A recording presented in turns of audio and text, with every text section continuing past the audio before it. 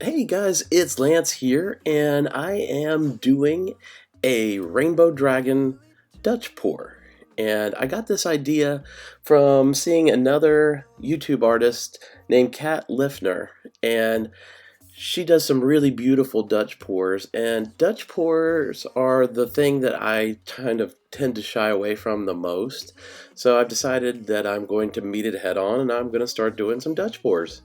But anyway, I like to find people that I think do a nice job with them, and I happened to come across Kat on TikTok, and I saw that she also had a YouTube channel, so I went and looked at some of her videos, and so I got my color inspiration from her. She's done several kind of rainbow colored Dutch pours, and I liked her paint selections because I was also afraid I didn't want it to become muddy, and I think that these colors do a nice job of being blown out and they work well together, but they don't actually muddy up.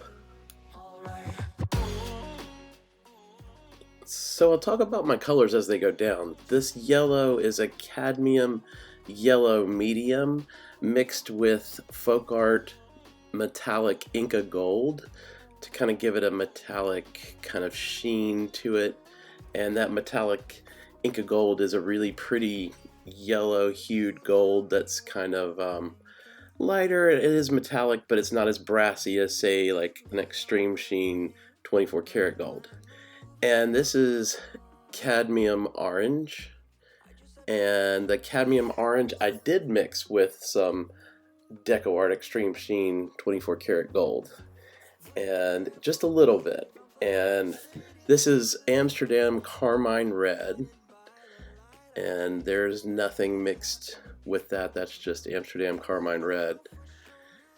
And the next color, no, all of these paints are just mixed with water, by the way. So that was the other thing. I wanted to try my hand at just mixing the paint with water. Now this is Aqua Flash, and that's really beautiful color, and I love the way it looks kind of with those oranges and yellows. And this is a Liquitex Phthalo Blue mixed with the Deco Art Extreme Sheen Sapphire, which gives this kind of deeper blue a really pretty metallic hue to it as well. And just, you know, being totally transparent here, I'm obviously new at doing these. Oops, see, I almost had a huge accident there, but crisis averted. I'm going to blow the white paint over the colors just a little bit so that I get more mixing and blending when this blowout happens. But, you know, being totally transparent about it, I should have used less paint, but because this is, you know, this is really my first real Dutch pour per se, and because I haven't done a whole lot of these, I used a little too much paint, and in this instance I think less is more. I really needed to keep those ribbons thinner, and I've gotten some new squirt bottles that I'll put my thin paints in, and I'll squirt them out in lines, and that'll be a little easier for me to direct on the canvas going forward. But that's just something that you might want to try for yourself. And as you see there, I think I hadn't used my hairdryer in a while, and I think it blew some kind of trash particles or something out onto the canvas. So as you can see, I had to grab my tweezers and get those trash particles off the canvas before I actually make my passes with the hairdryer.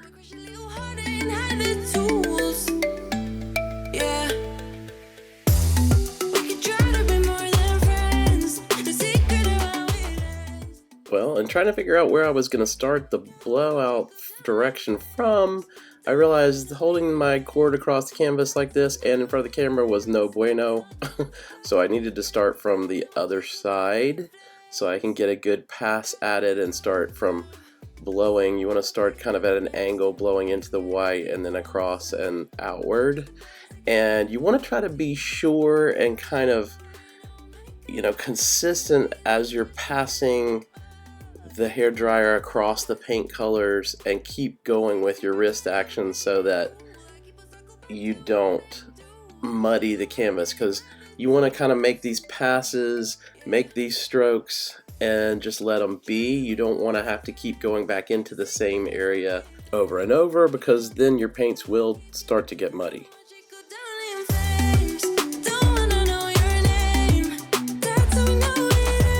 I showed you some close-ups of the paints after I've done the passes, just so you can see those beautiful cells start to like form and pop up.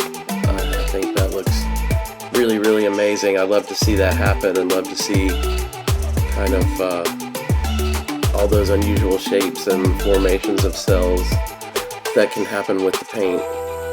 And I really love, as I said, Kat Liffner.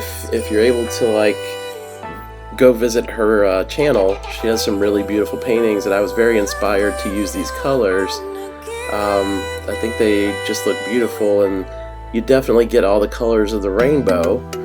And I do feel like it kind of looks somewhat like a dragon, kind of like a Chinese kind of one of those beautiful colorful dragons in the parades and things like Chinese New Year.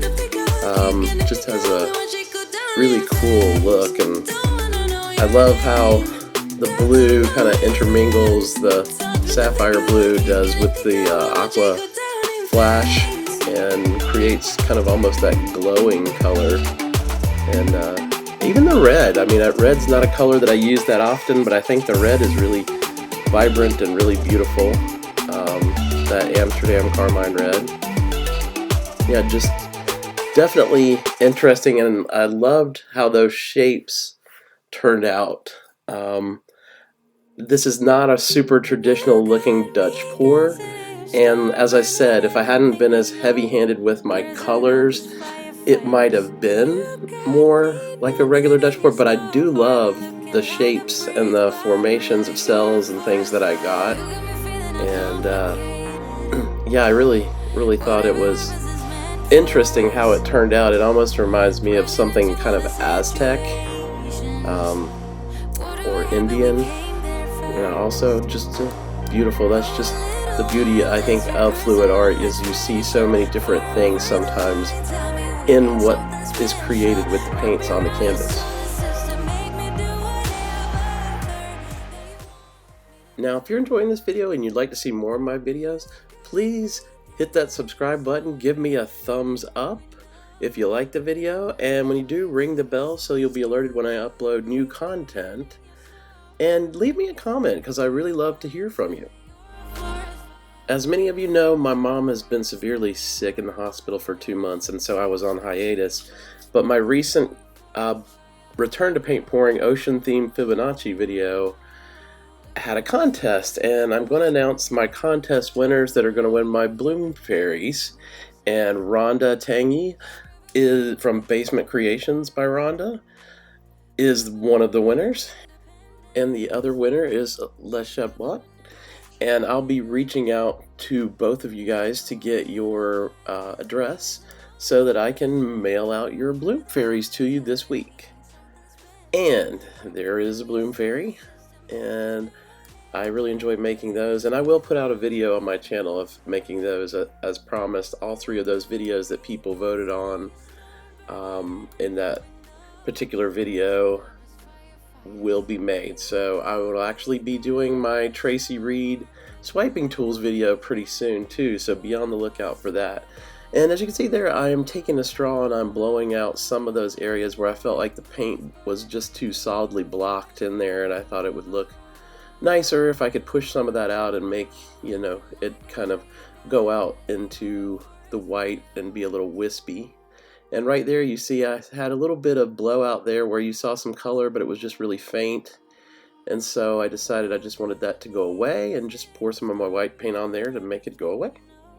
Dressing up as firefighters, you got me dancing in your store. I'm looking like a breeze, but really you're a forest fire.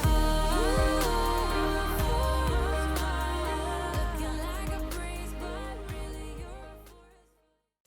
So I'm showing you my flyover just to show you these gorgeous colors and how beautifully they blended with the blowout. But they didn't get muddy, and in fact they blend together and make the colors of the rainbow. and you get some really beautiful layering and cells and cell structure. And I just thought this was really super neat and unusual. Like, I just love the way that looks when you give that close up and you see those metallics shimmer and shine. And it does look like some kind of fantasy rainbow dragon.